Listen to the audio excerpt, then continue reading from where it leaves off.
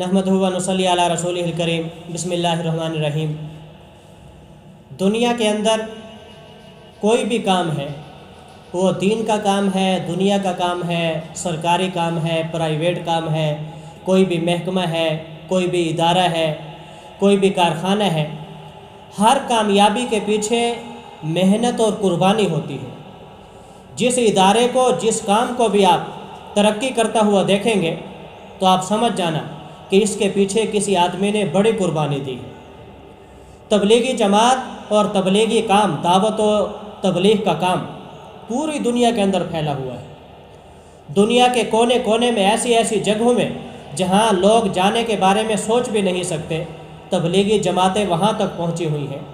آپ کو پتہ ہے تبلیغ کا یہ کام اتنا مشہور اور اتنا زیادہ پھیلا ہوا کیسے ہے، دنیا کے کونے کونے میں تبلیغ کیسے پہنچی ہے، اس کے پیچھے بڑی قربانیاں ہیں۔ ہندوستان کے اندر مولانا الیاس کاندھروی رحمہ اللہ نے جو قربانیاں دی سو دی، میں پاکستان کے حوالے سے آپ کو بتاتا ہوں۔ حاجی عبدالوہاب رحمہ اللہ، کون نہیں جانتا حاجی صاحب کا نام؟ پرانے زمانے کی بات ہے، کافی عرصہ پہلے حاجی صاحب تشکیل کے سلسلے میں جماعت کے اندر گئے ہوئے تھے۔ رائے منڈ مرکز چھوٹا ہوتا تھا، تھوڑے سے لوگ ہوتے تھے، تو مرکز کے اندر ایک مرتبہ ایسے ہوا کہ پیسے ختم ہو گئے، خزانہ ختم ہو گیا۔ تو مرکز میں جو تبلیغی ساتھی تھے، جو جماعتیں تھیں، جو ٹھہرے ہوئے تھے، ان کے کھانا پکانے کے لیے پیسے نہیں تھے، تو انہوں نے نمک مرچیں پانی کے اندر گھول کے گرم کر کے ساتھیوں کو کھانا لگا دیا۔